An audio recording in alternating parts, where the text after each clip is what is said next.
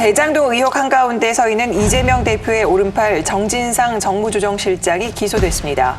이 대표의 또 다른 최측근인 김용 전 민주연구원 부원장에 이어 정 실장까지 기소되면서 검찰 수사의 칼끝이 이재명 대표를 본격적으로 겨냥할 것으로 보이는데요. 정 실장 기소가 이 대표 수사로 이어지게 될까요? 재판에 넘겨진 정진상 전 실장이 수수한 것으로 의심받는 뇌물 액수는 2억 4천만 원. 구속영장 청구 때보다 1억 원이 늘었는데 검찰은 유동규 전 본부장이 남욱 변호사에게 받은 3억 5천만 원 가운데 1억 원이 추가로 정 전 실장에게 건너간 것으로 결론 내렸습니다. 검찰은 대장동 사업 편의를 봐주고 뇌물 428억 원을 약속받은 혐의도 포함시켰습니다. 검찰은 또 정 전 실장이 위례신도시 개발 정보를 빼돌려 대장동 팀에 42억 원, 호방건설에 169억 원의 이득을 줬다고 판단했습니다. 지난해 9월 유 전 본부장에게 휴대폰을 창밖으로 던지라고 지시한 것은 증거인멸 교사 혐의를 적용했습니다.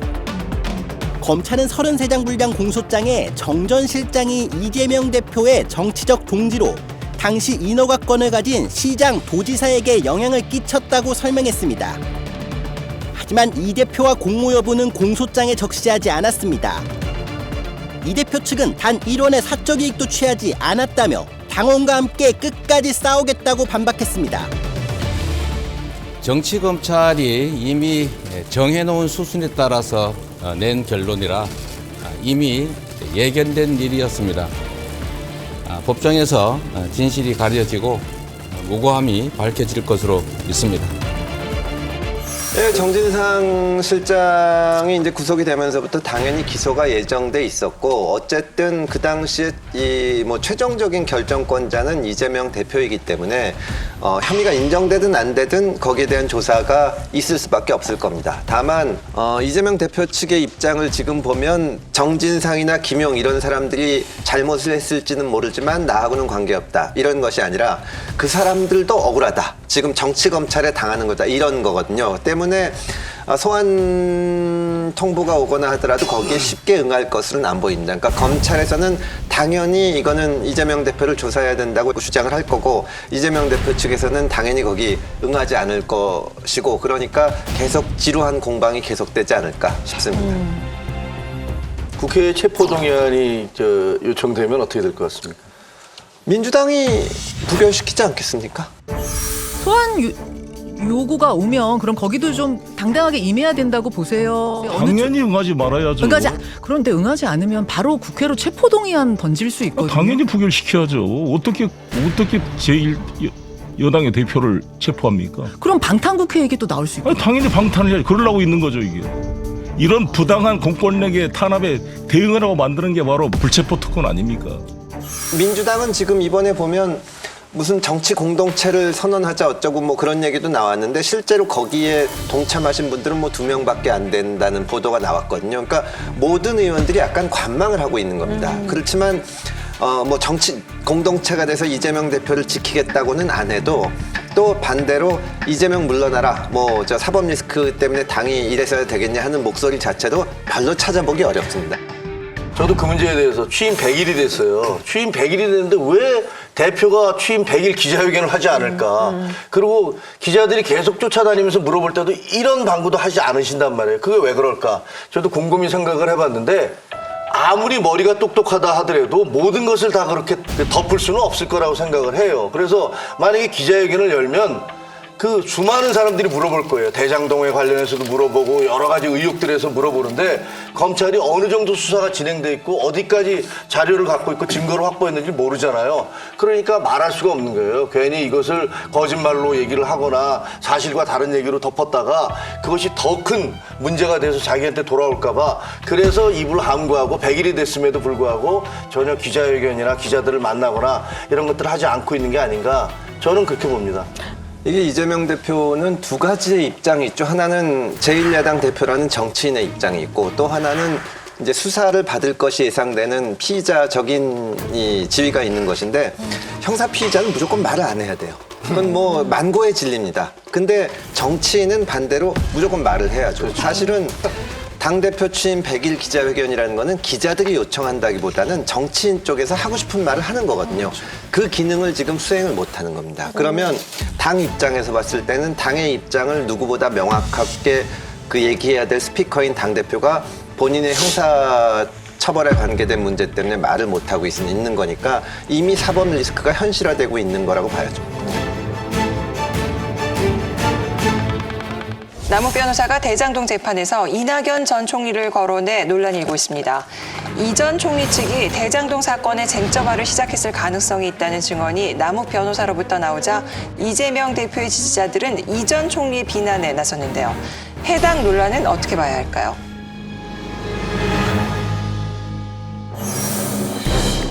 남 변호사는 지난해 대선 경선을 앞두고 정 회계사가 천화동인 1호 실소유주 관련 자료를 이낙연 전 대표 측근인 윤영찬 의원에게 넘겼다는 얘기를 들었다고 주장했습니다. 이 대표와 이낙연 전 대표는 지난해 경선에서 맞붙은 상황. 윤 의원 측은 이와 관련해 사실무근이라고 반박했습니다.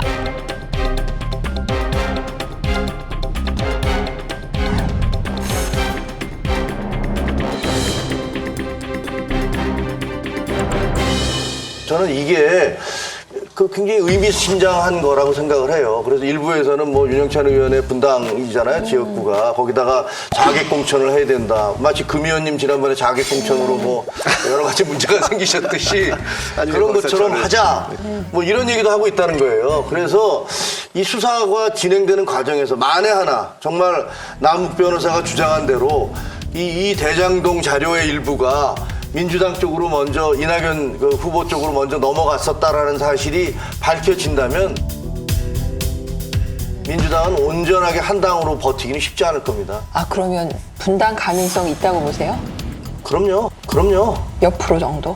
그거 제가 뭐 점쟁이가 아닌데 그런 얘기를 할 수는 없지만 어쨌든 지금 나온 이 대장동 사태가 결국은 우리가 예상했던 최종 종착역으로 가고 있다. 그래서 처음에 이 대장동 사태가 불거진 게 경선 과정에서 불거진 거잖아요. 뭐 무슨 국민의힘에서 문제 제기한 거 아니에요.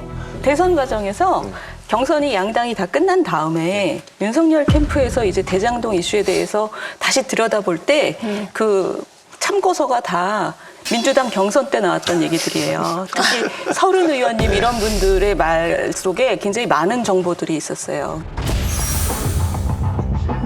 이낙연 캠프 공동선대위원장인 서른 의원은 논평을 내고 국민의 절반 정도가 이재명 게이트로 인식하고 있다며 국민 눈높이에서 대장동 게이트를 다뤄야 한다고 주장했습니다. 여론조사를 인용한 형식의 발언이었지만 당 내에서 이재명 후보의 연루를 기정사실화하는 표현이 등장한 건 처음입니다. 설 의원은 유동규가 측근 중에 측근 신복이라는 사실을 삼척동자도 한다며 이재명 후보가 실적 부풀리기, 책임 전가, 꼬리 자르기 등으로 일관하고 있다고도 지적했습니다. 상식적으로 볼 때 유동규가 지금 배임 이후로 구속돼 있는데 그 위에 있는 시장이 설계했다고 본인 스스로 얘기를 했는데 그러면 시장이 배임 혐의가 있을 가능성이 얼마든지 있는 사안인데도 불구하고 만일의 사안이 그렇게까지 된다면은 복잡하기 짝이 없는 상황이 되고 민주당에서 절체절명의 위기가 되는 거죠. 그걸 대비해서 당 지도부가 판단을 하고 장치를 해야 되는데 모든 걸 다 제껴놓고 지금 이렇게 가면 이재명 후보로 딱 정해놓고 그냥 몰고 가겠다 이거 아닙니까? 이재명 후보가 잘못되면 어떻게 할 거냐고. 민주당 경선에서 굉장히 좋은 정보들이 많이 나열이 됐고 그 중에 상당 부분이 나중에 이제 완전히 드러났죠. 이게 뭐 분당 가능성은 모르겠고 근데 이제 이게 사실은 별다른 근거도 없이 정치권에 계속 돌았던 소문이거든요. 민주당 내 경쟁 세력이 이 대장동 자료를 밖에 보낸 거다. 야, 지금 국민의힘 쪽에도 줬다. 이 얘기가 있었는데 사실은 이게 뭐 분당 이런 거를 떠나서 검사 입장에서 생각해 보면 정말 꽃놀이패가 뭐냐면 피의자들이 서로 막 싸우면서 책임을 떠넘기는 거예요. 근데 보면은 지금 남욱 씨가 여러 가지 얘기를 하는데 자세히 들여다보면은 직접적으로 경험하지 못한 얘기도 많이 합니다. 그러니까 지금 윤영찬 의원한테 자료를 줬다는 것도 들었다고 하고 또 이재명 대표 관련된 것도 들었다고 하는데 사실은 이재명 대표의 입장도 있지만 거기 등장하는 관련된 사람들도 그런 얘기를 자꾸 듣다 보면 못 참고 얘기를 하기 시작하거든요. 그러다 보면은 뭐가 삐져나오는 겁니다. 저는 이게 남욱 변호사가 주장한 대로 이 자료가 윤영찬 의원을 통해서 정말 준 건지 그런 거는 미스테리로 끝날 수도 있지만 여기에 반박하고 또 다른 이슈가 터져나오고 하는 과정에서 이게 뭐가 문제가 있긴 있구나 되면 분당보다는 이제 민주당 사람들이 다 판단하는 거죠. 아, 이게 이재명 대표가 다음번 대선까지 가기는 어렵겠구나. 그러면 오히려 그 분당 에너지가 없어. 가만히 있어도 사법 처리가 될 거니까. 저는 그렇게 생각합니다. 아니 근데 이거하고 그 남욱 변호사의 진술 중에서 제가 보기에는 이제 그 정치적 파장이 굉장히 큰 부분이 이제 또 하나가 있어요. 대장동 특혜 의혹 수사의 단초가 된 건 정영학 녹취록. 대장동 팀의 일원인 정영학 회계사는 검찰 수사가 시작되자 지난해 9월 26일 김만배 씨 등과 나눈 140시간 분량의 녹취 파일과 녹취록을 검찰에 제출했습니다.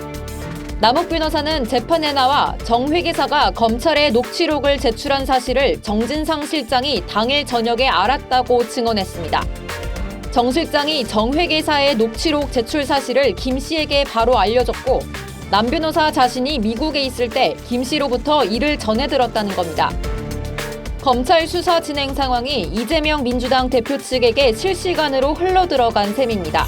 그러니까 지금 우리 금 의원님 같은 경우는 검찰 출신이신데 아니 검찰에 그 중요한 자료가 넘어갔는데 검찰이 그거를 만약에 이 말이 사실이라면 진술이 사실이라면 왜 정진상 씨한테 미래의 피의자가 될 수 있는 사람한테 그걸 알려준 건지 이게 만약에 수사가 진행되는 과정에서 이 루트가 밝혀진다면 이것도 굉장히 큰 스캔들이 될 것 같거든요. 그렇겠네요. 네. 검찰에서 그런 자리가 넘어가기도 합니까? 아니, 그러니까 그게 이제 항상 수사 과정에서 문제가 되면 전에 비슷한 사건으로 수원지검 수사관이 구속된 일도 있고 밝혀야죠. 어떻게 된 건지. 흔적이 남을 테니까요. 이제 이런 정도의 자료가 검찰에 제출을 정영학 회계사가 했으면 이거 이제 볼 수 있는 사람들이 한정돼 있었을 거고 이것이 입증이 되면 수사를 할 겁니다. 그러니까 아무튼 지금 앞서 말씀하신 대로 남욱 변호사가 지금 많이 얘기를 하고 있지만 들었다. 내가 이런 얘기를 들었다. 이런 얘기를 자꾸 하는 이유가 그게 그야말로 소위 말하는 찔러보는 건 거죠.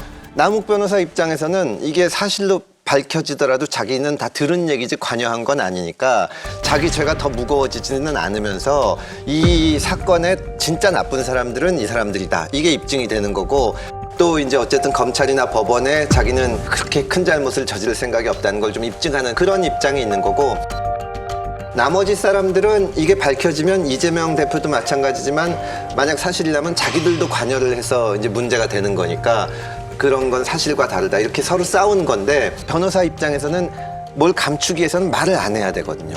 근데 이제 남욱 변호사 계속 얘기하다 보면 이쪽에서도 반박하지 않을 수가 없습니다. 그 과정에서 뭐가 나올 수 있는 거죠.